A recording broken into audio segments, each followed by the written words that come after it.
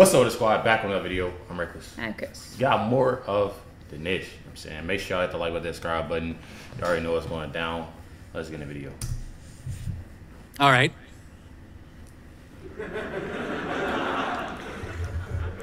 Somewhat like the mosquito in the nudist colony, I'm trying to figure out where to begin. I'm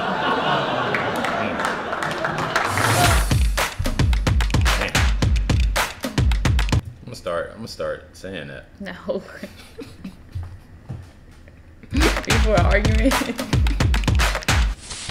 So tonight you have presented the Republican Party as advocating on behalf of individual liberties, even if that means deregulation so that there could be a smaller government and essentially people can have more freedoms, personal freedoms. Despite the fact that that might undermine the Clean Water Act and lead companies to pollute the waters with toxic waste with no repercussions.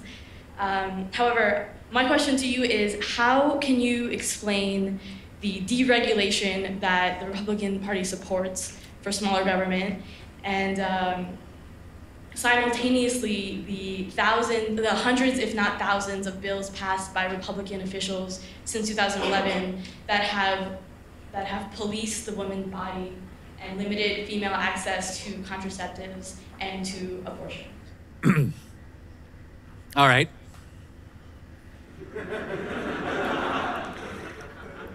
Somewhat like the mosquito in the nudist colony, I'm trying to figure out where to begin. Well,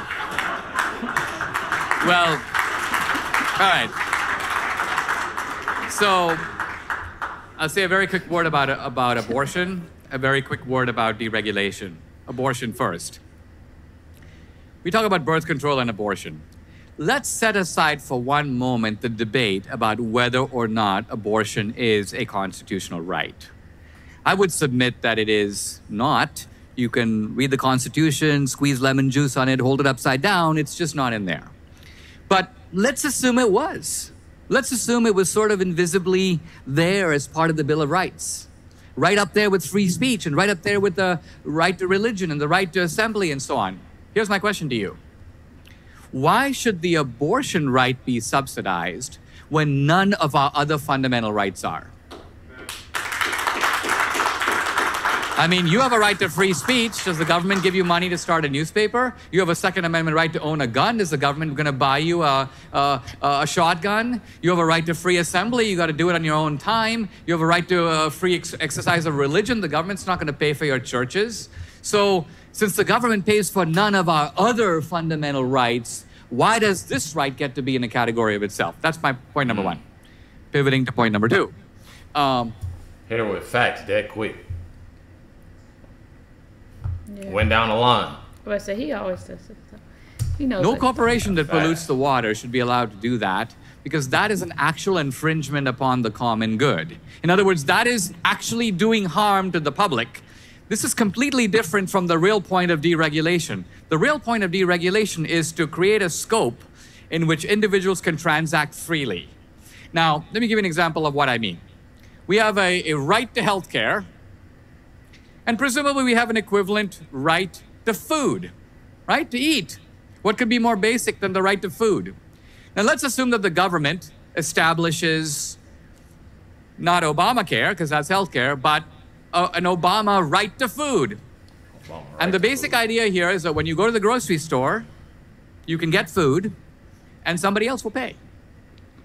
So you walk into the grocery store, you fill up your cart. I would submit, first of all, that you will excessively fill up your cart because you're not paying. And you're going to show up at the counter, at which point the woman behind the counter will notice that not only have you excessively filled up your cart, but since you're not paying, you don't care what the prices are.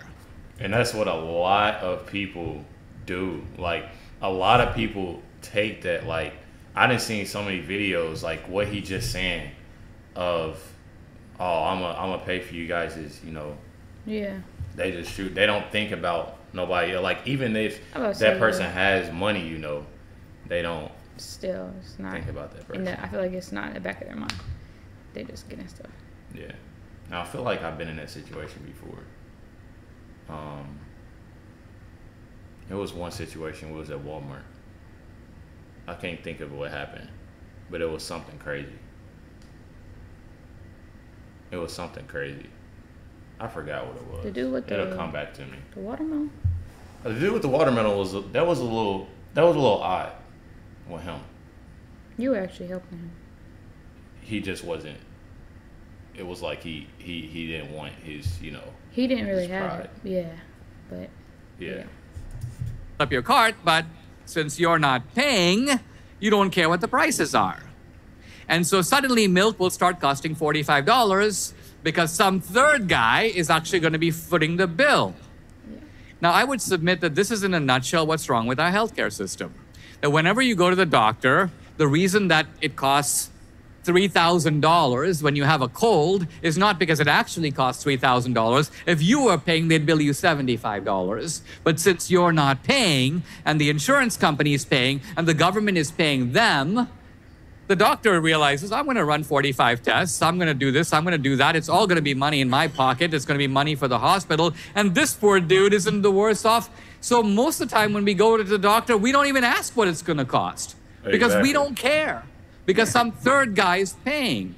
So the argument for deregulation is to try to create a healthcare system where people do have healthcare protections, but in which costs are kept down because the guy who's receiving the service is actually paying for it. Let me just throw out a wild idea. If the government were to say to you, everybody in this country has catastrophic health insurance from now on. In other words, if you have a heart attack, you have some catastrophic illness, it's covered. But for routine healthcare, right, everyone who is under a certain income bracket, we're going to give you a $5,000 check. Right? You're free to spend that money on healthcare, and if you don't use it, you can keep what you don't spend. I assure you that this will send a shockwave through the whole healthcare system. It changes the whole set of incentives because suddenly the money is your money. No third guy is paying. Now remember, you're covered for catastrophic, which is actually quite inexpensive because catastrophic events are rare. What actually drives our healthcare costs up is routine healthcare. And that's why Obamacare is so expensive, is it covers routine healthcare, which people should pay for. See, I feel like that right there, she literally didn't have anything else to say. I don't even think I heard her one bit. And that could be a real good thing, because when you have somebody that's going up there thinking they know what they're talking about and giving out, you know, or even if a person goes up there and they're right about something, you still want to listen to that other person talk, and you know, say still give that respect, yeah. But at the same time, going up there with the wrong answer, you know what I'm saying, Yeah, or the wrong idea, yeah. and then Dinesh, you already know, he hit you with the facts. Yeah. That is going to silence you, and that's exactly what happened in that case. Because I didn't hear nothing. Yeah, facts. But you already know, definitely hit the like button, subscribe. Definitely was, it was a real good video. Yeah, I like this video. Definitely great facts and good things to know, to get to know about different things. So definitely love watching these videos, because not only does it help the individual that's standing there, it helps us as well, and the viewers that's watching. Yeah. So it's definitely dope. You feel me? Make sure y'all hit that like button, that subscribe button, please. Definitely appreciate y'all for tuning in and watching this reaction. Catch y'all next one.